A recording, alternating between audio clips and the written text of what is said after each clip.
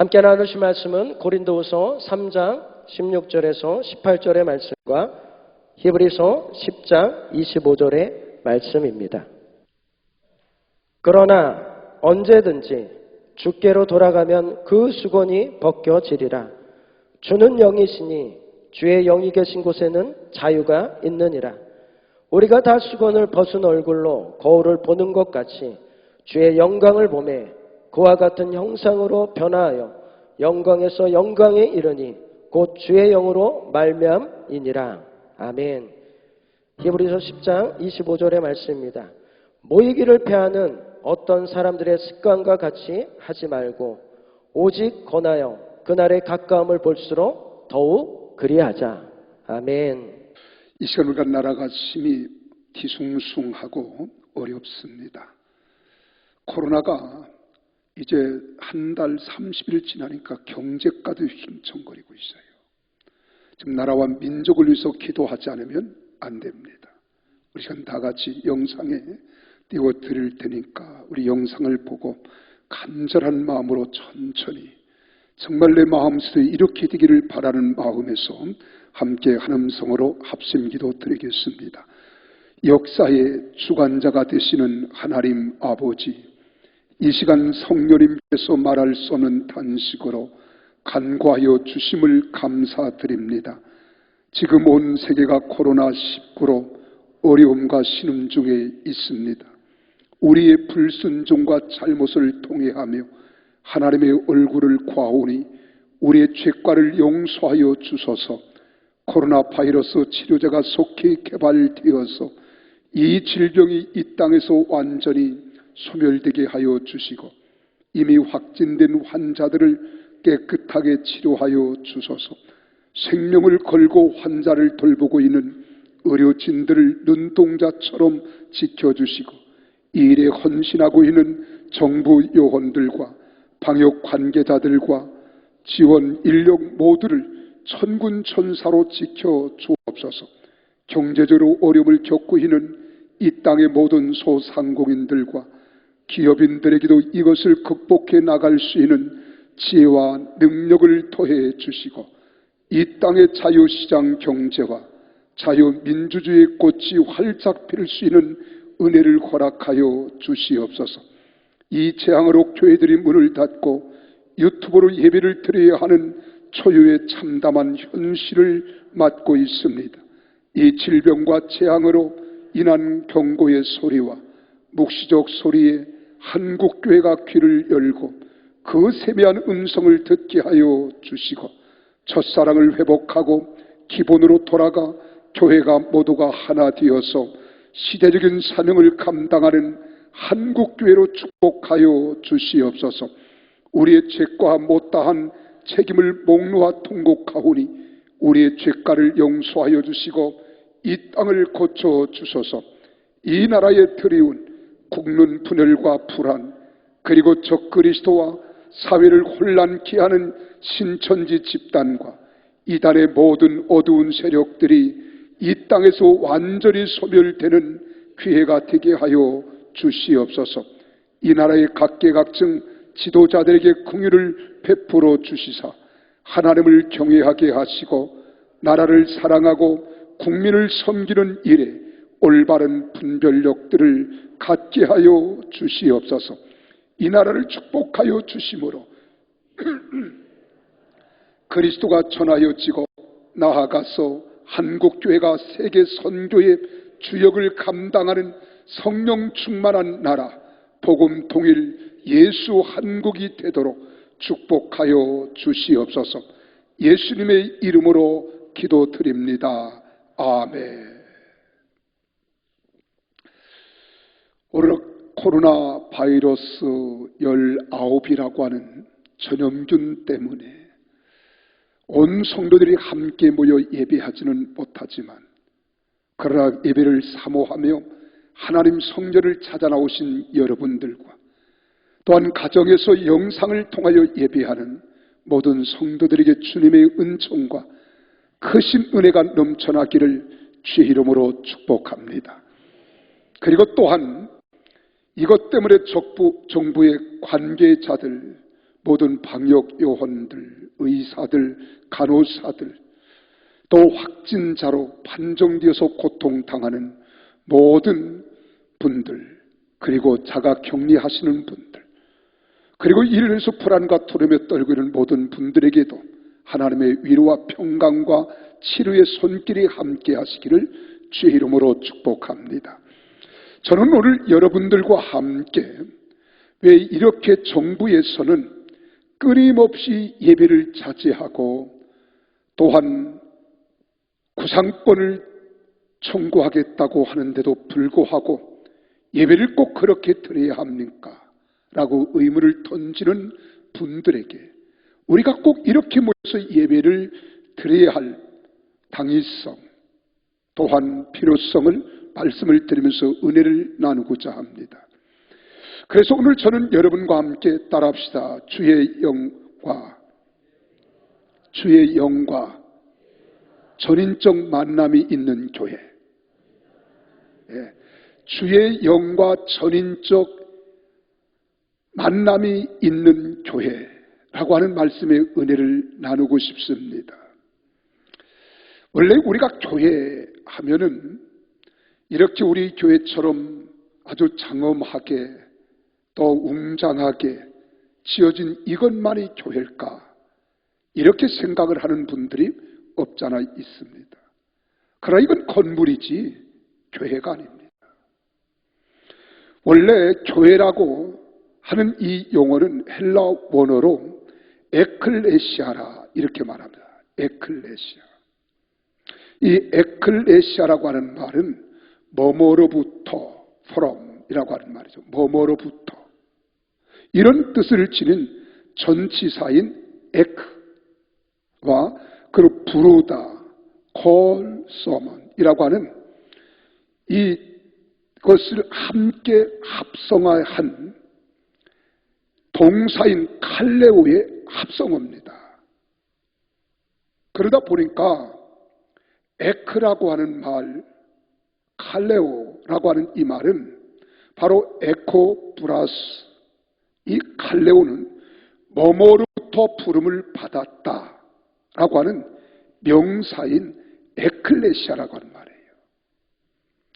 조금 어려운 말을 써서 문법적인 용어를 쓰다 보니까 저게 무식이 소린가 이렇게 하는 분들도 없잖아. 연신분들이 있을 거예요. 이 의미를 하나로 함축하면 뭐뭐로부터 몰려나온 사람들이란 말이에요. 어디로부터 몰려나온 사람들, 또 무엇으로부터 부름받은 사람들, 이런 뜻입니다. 그러므로 에클레시아는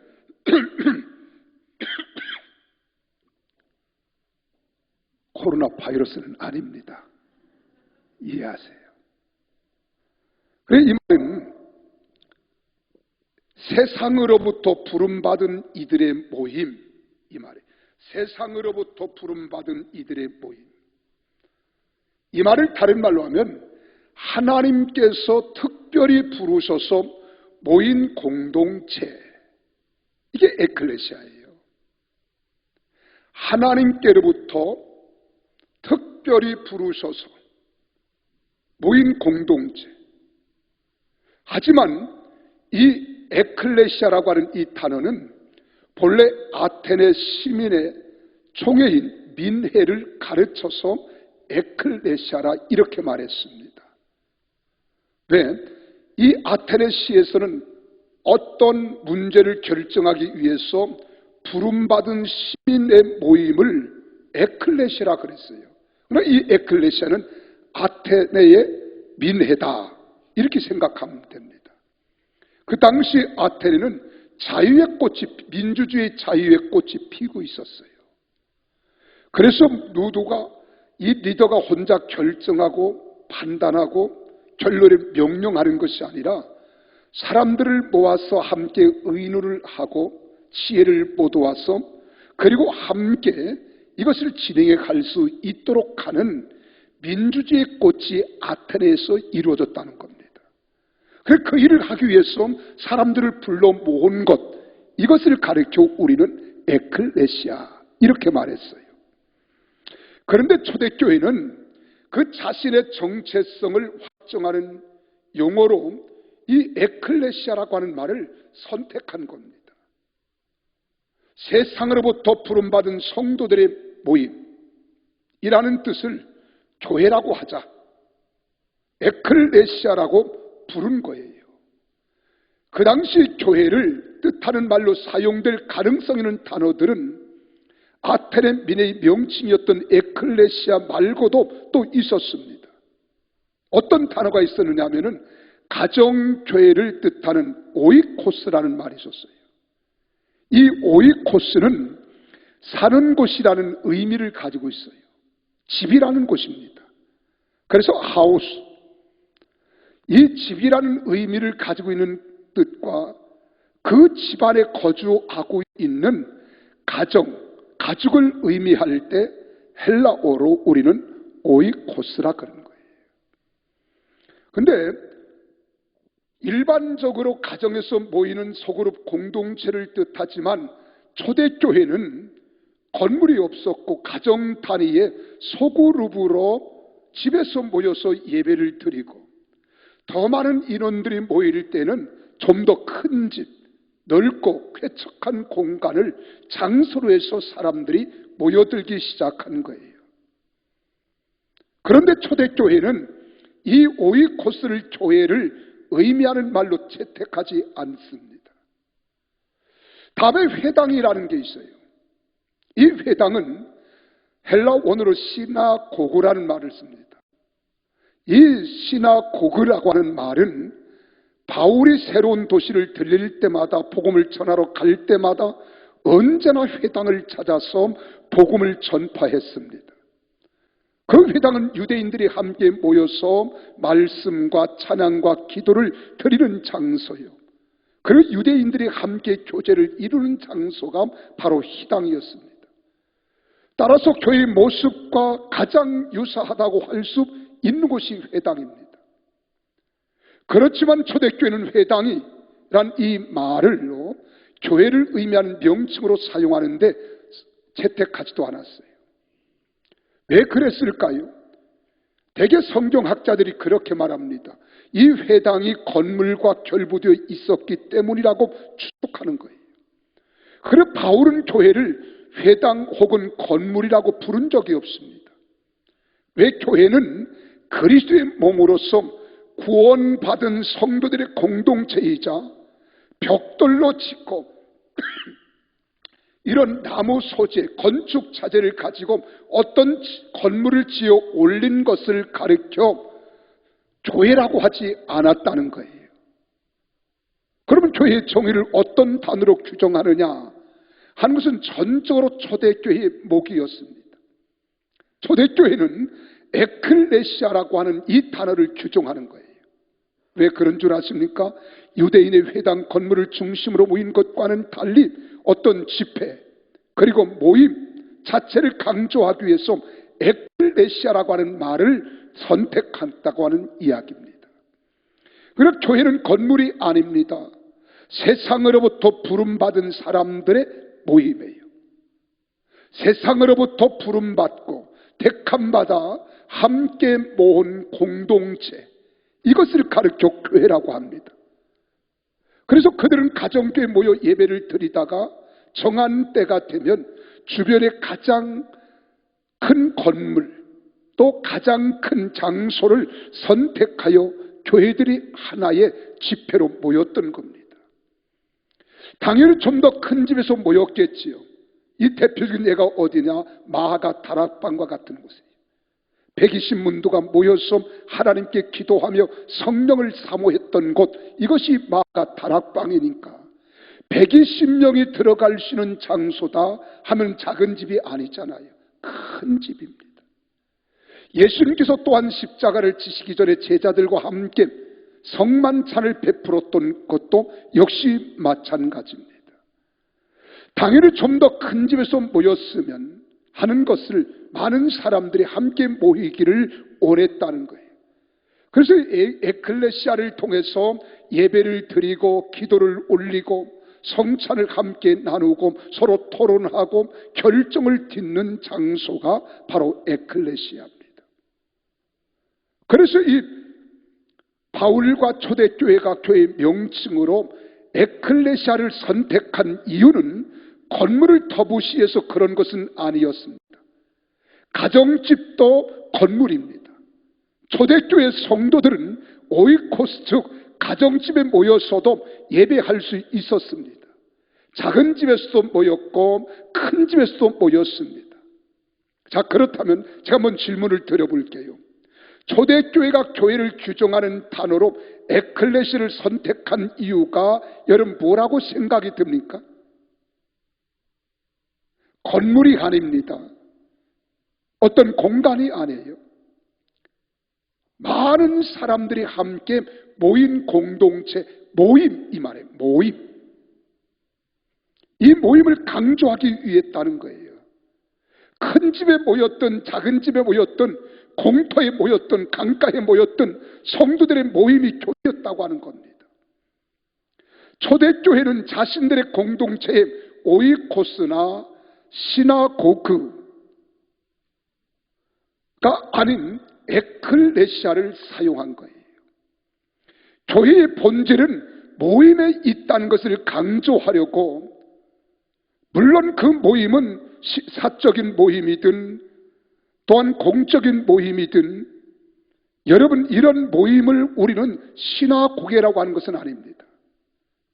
공적인 모임이되, 여러분 이 에클레시아라고 하는 말은 정말로 하나님께로부터 부름받은 사람들의 모임 공동체, 이것이 바로 에클레시아예요. 그렇다면 초대교회는 왜 그렇게 모임을 중요하게 생각했을까요? 여러분 모임을 통해서 성도의 교제, 곧 코이노니아가 가능했기 때문입니다. 모여야 친교가 되지요. 모여야 교제가 되지요. 모여야 사귐을 뜻하는 이 헬라어 에클레시아라고 하는 단어가 여기에 합해지는 겁니다. 성경에서 교제, 곧 코이노니아는 크게 두 가지 개념으로 사용되는 거예요. 그 첫째는 하나님과 그의 백성들이 맺는 친밀한 관계를 뜻해서 우리는 교제라고 말합니다. 이건 수직적인 거예요. 둘째는 하나님을 믿는 그리스도인들이 상호간에 나누는 친교를 우리는 뜻할 때 교제라고 말합니다. 그러므로 교회, 즉 에클레시아의 본질은 교제에 있다는 거예요. 나눔에 있다는 거예요. 서로 모임에 있다는 겁니다.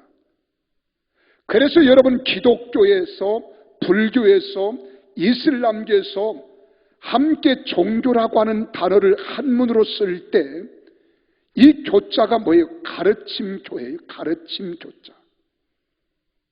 가르침교자.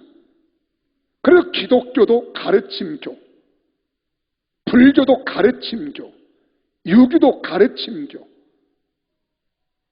이슬람교도 가르침교를 반드시 가르침교자를 표기하지만 교회는 사귈 교자를 써야 하는 거예요. 사귈 교자를 써야 진정한 교회라고 할 수 있을 때 이게 맞는 말입니다. 그렇게 표교해야 에클레시아의 의미를 잘 전달할 수 있는 거예요. 그래서 사도신경에서도 보면은 성도가 서로 교통하는 것을 믿는다 그러잖아요. 성도들이 서로 교통하는 것, 이걸 고백하는 게 사도신경입니다. 여기서 교통이 교제라는 말입니다. 코이노니아라고 하는 말이에요. 그리고 참된 코이노니아는 오직 모임이 있을 때만이 가능한 거예요. 인격적인 만남과 친밀한 교제는 모든 성도들이 같은 공간과 같은 시간, 같은 그 환경 속에 모였을 때 경험할 수 있는 거예요. 이와 같이 교회는 세상에서 불러냄을 받은 자들, 곧 성도들의 모임으로서 구원받은 성도들이 예배를 중심으로 모여 주 예수님 안에서 교제하는 곳, 이것이 바로 교회입니다. 누구와 교제합니까? 수직적으로는 하나님과 교제하는 거예요. 수평적으로는 성도들과 사랑의 교제를 나눈 겁니다. 이게 하나님의 계명이고 하나님의 사랑인 거예요.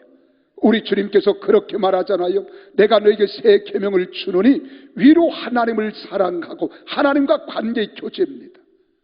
둘째는 내 이웃을 내 몸같이 사랑하라. 이웃과의 함께 교제하는 거예요. 이 말을 다른 말로 하면은 주님의 영과의 전인적인 만남, 진정한 교제의 공동체, 이것이 교회입니다. 이해가 되십니까? 여러분, 우리는 인격적 만남을 대단히 중요시 여깁니다. 근데 기독교 예배는 인격적 만남을 넘어서 전인적 만남이 되어야 되는 거예요. 우리는 인격적으로 교통하는 것도 중요하지만 우리가 정신적으로, 영적으로, 육체적으로 서로 교감을 나누며 함께 교제한다는 것, 이걸 가르쳐 우리는 전인적 만남이라 하고 전인적 교제라고 일컬어 말하는 겁니다. 그래서 교회를 한자로 표기할 때 지금 일반적으로 표기하는 가르침 교자를 사용하는 것이 아니라 우리 사길 교자를 여기에 표기해야 교회 본질을 정확히 드러낸 바른 표기가 되는 것입니다. 그래서 우리가 평택 순복음교회, 영락교회, 여의도 순복음교회라고 써야 옳은 겁니다. 여러분, 교회를 가르침 교자를 사용해서 우리가 가르침의 공동체로 표기하는 것은 불교에서도 그렇게 사용합니다. 유교에서도 그리하고 이슬람교에서도 사실은 그렇게 사용하는데 이건 불교나 유교의 사상을 반영한 거예요. 기원이 인간에게 있는 종교인 불교나 유교는 석가와 공자의 가르침을 배우는 종교이기 때문에 그것은 그렇게 하는 게 맞습니다. 다시 말하면 종교를 창시한 자의 가르침을 배울 뿐 공자와 석가와의 인격적 만남이나 교제는 불가능한 거예요. 하나님과의 만남과 교제는 어디서 말이 가능하냐? 교회에서 말이 가능한 거예요. 모든 종교는 기원이 인간에게 있습니다. 그 종교를 창시한 인간이 존재합니다. 그러나 기독교는 인간에게 기원이 있지 아니하고 하나님께 있습니다. 그런 의미에서 기독교는 종교가 아닙니다. 기독교의 본질은 하나님의 백성인 성도들이 예배하면서 살아계신 하나님과 교제하는 것, 예배를 통해서 하나님과의 만남을 실제로 경험하는 겁니다. 그래서 인격적인 만남을 넘어 전인적인 만남의 교제가 이루어지는 것이 어디냐? 교회요, 예배인 줄 믿습니다. 또한 교회 역사 구원받은 성도들의 모임이잖아요. 예배를 중심으로 그리스도인들이 모여 서로 교제를 나눈 것입니다. 그래서 우린 가르침 교회가 아니라 사길 교회인 거예요. 이처럼 기독교와 교회의 본질적 속성은 배우기가 아니고 교제에 있다는 거예요. 따라서 우리는 사길 교회라고 표기해야 합니다. 그 교회는 얼마나 중요한지 몰라요. 근데 세상 사람들이 이런 교회의 참된 의미를 잘 모르기 때문에 세상 종교와 같다고 이렇게 생각하고 교회를 절간이나 모슬렘들이 그들의 제사 행위를 하는 이런 사원이 아니란 말이에요. 더욱 기독교의 유일신 하나님은 성부, 성자, 성령의 삼위로 계시는 공동체의 존재입니다. 그 성삼의 하나님은 언제나 서로 간격 없는 교제 속에 존재하고 계시잖아요. 그래서 성부와 성자, 성령 세 분의 위격 사이에는 시기 질투도 없습니다. 성삼위는 오직 하나이시며 사랑의 교제만인 거예요. 그래서 하나님은 무엇이라? 사랑이시라. 이렇게 우리가 믿는 하나님은 코이노니아의 하나님이십니다. 코이노니아에는 유일신 하나님의 속성인 거예요. 그래서 하나님이 가라사대 우리 형상을 따라 우리의 모양대로 우리가 사람을 만들고 라고 창세기 1장 26절에서 우리 하는 거예요. 여기서 우리라고 하는 말은 복수잖아요. 하나님은 한 분이시지만 성부, 성자, 성령 삼위께서 일치하셔서 서로 사랑의 속성을 가지고 하나이신 겁니다. 그래서 창세기 3장 22절에 말합니다. 여호와 하나님이 가라사대 보라, 이 사람이 선악을 아는 일에 우리 중 하나같이 되었으리 그랬어요. 우리 중. 이사야서 6장 8절에서도 내가 또 주의 목소리를 들은 즉 이르시되 내가 누구를 보내며 누가 우리를 위하여 갈고. 여기 우리가 뭐예요? 성삼위 하나님입니다. 이와 같은 성경 구절에서 확인할 수 있듯이 하나님은 한 분이시지만 자기를 우리 즉 공동체적 존재로 정의하고 계시는 거예요. 왜? 그는 성부, 성자, 성령 삼위로 존재하시기 때문인 줄로 믿으시기를 바랍니다. 그러나 각 위격 간에는 한 채 간격도 없습니다. 성삼위는 온전히 하나예요. 그러기에 하나님은 자기를 우리라고 하시는 겁니다. 우리가 좀 더 한번 보실까요? 그래서 우리 요한복음 17장은 예수님께서 중보하시는 중보 기도장이라고 이렇게 말하는데요. 우리 요한복음 17장 11절을 같이 한번 읽어보겠습니다. 시작. 17장 11절입니다. 시작. 나는 세상에 더 있지 아니하오나 그들은 세상에 있사옵고 나는 아버지께로 가옵나니 거룩하신 아버지여 내게 주신 아버지의 이름으로 그들을 보존하사 우리와 같이 그들도 하나가 되게 하옵소서. 이때는 아멘이 세게 나와야 돼요. 자, 이 부분을 다시 한번 읽을게요. 그들을 보존하사 아버지의 이름으로 그들을 보아사 우리와 같이 그들도 하나가 되게 하옵소서. 자, 이 말은 무슨 말이에요? 우리라고 하는 공동체와 같은 복수로 사용한 여기 성자 예수님께서는 성부 하나님께 기도하는데 성부 하나님과 성령 하나님, 성자 하나님 삼위가 하나이신 것처럼 오늘 믿음으로 구속받은 우리도 하나 되기를 간구하는 이야기예요. 아멘이십니까? 자, 그럼 21절, 22절을 또 한 번 같이 볼까요? 같이 21절, 22절을 읽습니다. 시작. 아버지여, 아버지께서 내 안에, 내가 아버지 안에 있는 것 같이 그들도 다 하나가 되어 우리 안에 있게 하사 세상으로 아버지께서 나를 보내신 것을 받게 믿게 하옵소서. 내게 주신 영광을 내가 그들에게 주었사오니 이는 우리가 하나 된 것 같이 그들도 하나가 되게 하려 함이니이다. 할렐루야. 그래서 성삼위 하나님이 하나이신 것처럼 우리도 성삼위 하나님 안에 하나 되기를 원하시는 거예요.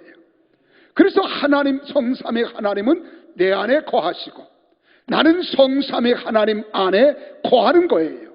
그래서 요한복음 15장 7절에 뭐라고 말씀이 우리 안에 거하고 또한 내가 말씀 안에 거한다 그러는 거예요. 아멘이십니까? 자, 그럼 15장 두 장만 앞서 해서 7절을 같이 읽어봐요. 15장 7절을 같이 읽습니다. 대단히 중요한 부분이지요. 시작. 너희가 내 안에 거하고 내 말이 너희 안에 거하면 무엇인지 원하는 대로 구하라. 그리하면 이루리라. 믿으시면 아멘. 그래서 프란시스 세퍼라고 하는 미국의 장로교 목사님이십니다.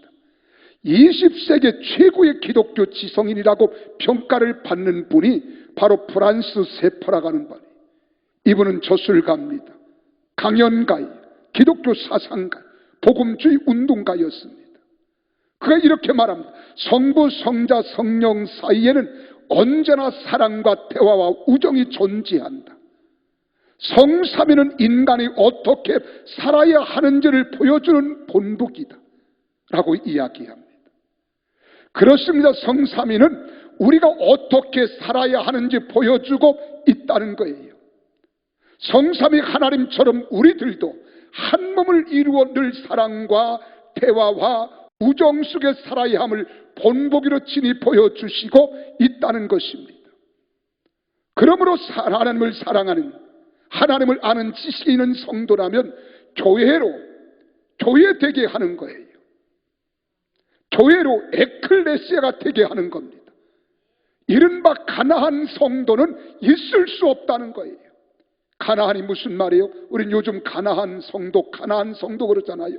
이걸 거꾸로 말하면 돼요. 안나가 성도. 이게 가나안 성도예요.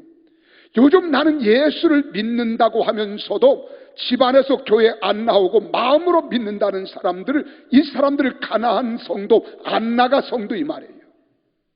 우리가 성경과 말씀을 엄격히 분석하면서 이렇게 말씀을 생각해 보니까 이젠 이해가 되잖아요. 가나안 성도는 있을 수 없다는 겁니다. 가나안 성도는 다 가짜입니다. 이미테이션입니다. 성도가 아닙니다. 이런 사람들은 하나님을 모르는 사람들입니다. 진정으로 하나님을 아는 지식 있는 성도는 교회 되게 하는 사람이에요. 그래서 본문 말씀처럼 모이기를 힘쓰는 겁니다. 여러분, 우리 시브리서 10장 25절 이 말씀을 여러분 삼가 주의해서 봐야 합니다. 여기서 모이기를 피하는 어떤 사람들의 습관같이 하지 말고 오직 권하여 그날이 가까움을 볼수록 이렇게 말합니다. 그날이 언제입니까? 우리 주 예수 그리스도께서 강림하실 날이 가까움을 볼수록 모이기를 피하지 말라는 겁니다. 모이는 자들이 되라는 겁니다.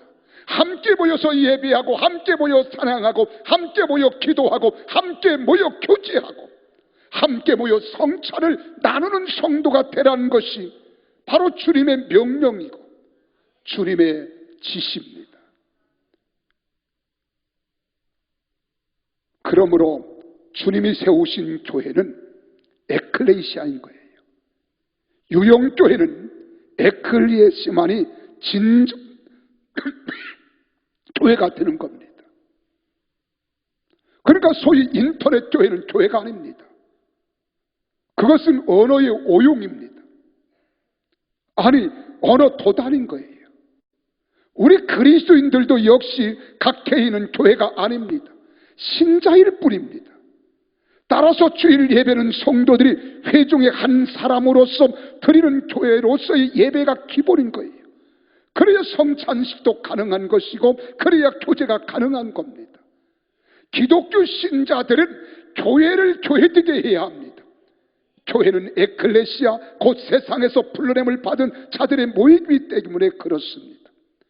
예수님은 교회의 주인이시고 머리가 되십니다라고 고백할 때 주님의 영광의 전인적인 만남의 교제를 이루는 교회가 되는 거예요. 그래서 우리가 함께 모이지 않으면 예배가 될 수 없습니다. 함께하지 않으면 진정한 교회가 될 수 없습니다. 그런데 정부가 한국교회를 향해서 코로나19 우한 폐렴 확산을 방지하겠다면서 교회의 주일 예배를 중지하라고 요구하고 있습니다. 여러분, 밀폐된 공간인 극장은 문 닫으라고 안 합니다. 대형마트는 문 닫으라고 말하지 않아요. 백화점도 문 닫으라고 하지 않습니다. 그런데 교회는 일회에 고작 한 번 있는 주일 예배를 예배당 문 닫고 드리라고는 말이 됩니까? 교회가 무슨 암적 존재이고 정패 세력인 듯 열일 언론 플레이를 하고 있잖아요. 그러니까 세상 사람들도 오늘 교회를 바라보고 예배 드리러 가는 사람은 이상하게 보는 겁니다. 신천지 집단과 같이 생각하는 거예요. 그래, 이럴 때 정부의 말을 듣지 않고 예배를 드리는 사람은 뭔가 사상이 잘못됐고 너무 광신자고 상식으로 이해가 되지 않는다고 일컬어 말하면서 이상한 눈초리를 보내주고 입을 삐죽거리고 비웃고 여름 피하낭거리는 겁니다. 믿는 사람들조차도 이럴 때 정부의 뜻을 따라야 된다고 일컬어 말하면서 함께 동조하는 믿는 목사님들도 있습니다. 성도들도 있습니다. 우리 깊이 생각해 봐야 합니다. 우리가 백부, 양부에서 수만 명 모이는 대형 교회들은 정부의 압력이 직접적으로 가해지고 있으니까 교회로서의 주일 예배를 포기하는 것을 조금은 이해해 줄 수는 있지만 수용은 어려운 겁니다. 그러나 전국의 모든 교회들까지 일제히 그렇게 해야 합니까? 그렇다면 반론합니다. 대형마트는 물론이고 소수의 사람들이 계속 들락거리는 작은 편의점들도 전부 문 닫아야 합니다. 그렇지 않습니까? 앞서 말했지만은 극장은 아주 밀폐된 공간이 있잖아요. 정부가 문 닫으라고 안 합니다. 제가 며칠 전에 사진에서 지하철을 타고 내리는 인파를 찍은 사진이 나왔더라고요. 그리고 지하철 기관차 안에 수많은 사람들이 마스크를 쓰고 서로 몸을 밀착하고 스킨십이 되는 그러한 정도로 인산인해를 이루는 이 객차 안에 꽉 차 있는 모습을 보았습니다. 그렇다면 지하철이야말로 감염 위험성이 아주 높으니까 운행을 중단시켜야 하지 않겠습니까? 하지만 교회는 지하철보다 100배는 안전합니다. 우리가 지킬 것 지키잖아요. 준수할 것 준수하잖아요. 이렇게 널널하게 예배를 드리고 있잖아요. 우리가 알아서 방역도 합니다. 마스크 착용하라고 합니다. 세정제 사용하라고 합니다. 체온 재봅니다. 기록도 합니다. 이런 교회를 향해서 문을 닫으라고 한다? 여기 함께 동조하며 우리 믿는 성도들조차도 이것에 대해 알지 못하니까 함께 호흡을 같이 하며 동조하고 있다? 우리 깊이 생각해 봐야 합니다. 이런 모습들은 언론이 보여주지 않고 있습니다. 예배만 강행한다는 것만 이야기합니다. 무조건 주일 예배를 중단하라는 방송만 내보내면서 국민들로 하여금 한국교회를 무슨 반사회적 위험 집단인 것처럼 인식하도록 선동하고 있다는 겁니까? 이게 타당한 일입니까? 우리는 영적으로 통찰력 있는 성도들은 이 배후에 있는 악한 영을 대적해야 하는 겁니다. 그래서 이럴 때 우리의 싸움은 혈과 육에 대한 것이 아니요 악한 영들과의 싸움인 거예요.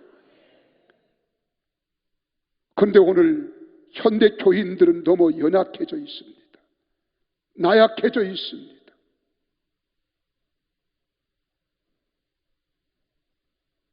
내 개인적으로 생각이 왜 이럴까? 4월 15일 총선을 앞두고 모임을 막기 위한 수단이 아닐까? 제 개인적인 생각입니다. 상상해 보는 거예요. 지난주에도 말씀드렸지만 전문 의사들이 우한 폐렴의 발원지인 중국 사람들은 입국을 금지해야겠다고 5번, 6번 정부의 청와대에 건의했음에도 그들은 적도하지 아니하고 가장 기본 근본 원인을 제공한 중국 사람들은 지금도 입국을 막지 않고 있잖아요. 이 원인이 어디 있을까? 나같이 생각을 단순하게 하고 싶은 사람도요, 머리를 싸매고 밤에 잠을 이루지 않고 생각을 하게 되더라니까요. 여러분 생각해 봐야 합니다. 이재명 경기도 도지사가 주일 예배를 전면 금지하는 긴급 행정명령을 검토하며 하겠다는 겁니다. 일주일에 한 번 모이는 예배 대신 매일 모이는 경기도 정부터 폐쇄해야 하지 않을까요? 제가 SNS에 어느 목사님이 올린 글입니다. 서울 모 구청에서 전화가 왔더랍니다. 주일날 예배를 자제해 주시기 바랍니다. 그 사무원이 그렇게 대답했대요. 구청 문 닫으면 우리 교회도 문 닫겠습니다. 나는 말 잘못했다고 했습니다. 구청 문을 닫아도 우리 교회는 못 닫습니다. 이게 맞지 않나요? 우리는 좀 의식을 가지고 바르게 생각해야 할 것입니다. 마스크 쓰고 모이는 예배 대신 마구잡이로 침태기며 떠드는 술집부터 닫아야 하는 것 아닌가요? 실제로 집단 감원자들이 나왔잖아요. 경주에서, 주점에서 10여 명 세무수 직원들이라고 이렇게 나왔습니다. 아마 술을 마시다가 집단 10여 명이 감염됐다는 거예요. 그런 술집부터 막아야지요. 특정한 사람이 모이는 예배 대신 불특정 다수가 모이는 마트와 지하철부터 막아야 하는 것 아닐까요? 일부 교회들이 어둠의 영에게 먼저 문을 열어주었어요. 교회 스스로 예배 중단에 포문을 열었습니다. 이제는 흑암의 세력이 무섭게 밀려오는 큰 파도처럼 밀려들고 있습니다. 여러분, 미국도 호주도 모든 공동체 문은 닫으라고 권하면서 교회만은 문 닫으라 하지 않습니다. 침묵하고 방관해온 자칭 기독교인 스스로 뿌린 역겨운 열매가 주렁주렁 열리고 있는 겁니다. 여기서 해결점이 뭐가 있어요? 예배자의 기도 외엔 길이 없습니다. 하나님이 막아주셔야 합니다. 우리는 최선을 다하여 주의도 하고 방역도 하고 대비도 해서 막아야 되겠지만 근본적으로 이것을 막아주시는 것은 하나님이신 줄 믿으시기를 바랍니다. 왜요? 하나님이 살아계시기 때문에요. 하나님이 위대하시기 때문입니다. 여러분, 진부 중에 진부라고 일컬어 말하는 진중권 교수는 자신의 페이스북에 올린 글에서 이렇게 말합니다. 대한민국은 민주국가로 신앙의 자유는 대통령도 못 건드린 것이라며 일개 도지사 따위가 함부로 건드릴 수 있는 가치가 아니니 최대한 협조를 호소하는 길밖에 없다고 일갈했습니다. 옳습니다. 이재명 경기도 도지사는 오버하지 말아야 됩니다. 이재명 도지사는 한국교회를 신천지 이단 집단과 동급으로 취급해서는 안 되는 겁니다. 주일 예배를 중지하라는 정부의 압력이 설득력이 있으려면 지하철 운행부터 중지시켜야 합니다. 매일 출퇴근마다 객차 안에 어깨를 대고 승객들이 가득 차서 붙어있기 때문이잖아요. 당연히 밀폐된 공간인 극장도 영업 중지시켜야 합니다. 대형 마트도 문 닫으라고 해야 합니다. 경기도청도 잠시 폐쇄해야 합니다. 그렇지 않습니까? 저는 이 말씀을 생각하고 준비하면서 내가 감옥에 간다 할지라도 예배는 하나님께 드려야 할 마땅한 성도의 의무요, 목회자가 해야 할 자세라고 생각하는 거예요. 이걸 위해서 목숨까지 버리는 것이 순교인 겁니다. 그러나 지금 정부는 우한 폐렴 바이러스 방역에 있어서 교회 모임보다 더 위험한 대중시설들을 책임과 의무는 버려두고 돌보지 않으면서 유독 교회만을 금지시설로 못 받고 공예배를 권고 형식으로 반강압적으로 중지시킨다면 이건 기독교를 탄압하는 모습이라고 말할 수 있습니다. 살아계신 하나님께서 이 오만한 정권을 반드시 회개할 수 있도록 도와주시기를 기도해야 할 것입니다. 여러분, 교회들을 전염병 확산의 주범이라 되는 것처럼 반사회적 집단으로 몰고 가는 정부의 부당한 캠페인과 언론 플레이에 우리는 분노하는 겁니다. 가슴이 끓는 거예요. 지금 한국교회는 일제시대의 신사참배를 강요받았듯이 최대의 시험을 당하고 있다고 생각합니다. 모든 교회들이 시험에 들지 않기를 바랍니다. 성도들이 시험에 들지 않기를 바랍니다. 교회의 머리는 도지사도 대통령도 아닙니다. 교회의 주인은 예수 그리스도이십니다. 교회가 진정한 교회입니다. 성도들은 교회로 정말로 사귐이 있는 교회가 되어야 합니다. 국가적 재난의 때에는 더욱 함께 예배의 자리로 나와서 하나님의 얼굴을 구하고 기도할 때 하나님이 도와주시잖아요. 하나님이 역사하시잖아요. 하나님이 함께 하실 때 모든 것들이 가능할 줄로 믿으시기를 바랍니다. 더욱 힘써 교회가 교회되게 해야 합니다. 교회는 가르침교가 아니라 사귐 교회의 공동체입니다. 이런 교회만이 주님의 교회로서 주님의 영과의 전인적 만남의 교제가 이루어지는 교회가 진정한 교회요, 마지막 때 승리하는 교회다운 교회가 될 줄로 믿으시기를 바랍니다. 그래서 역대하 7장 13절에서 14절에 이렇게 말하고 있습니다.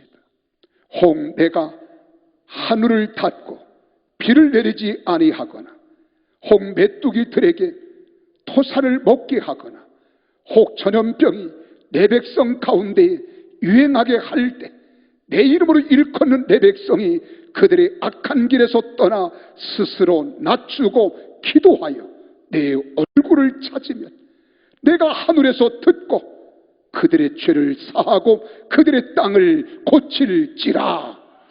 할렐루야. 이 말씀이 살아있는 하나님 말씀이에요.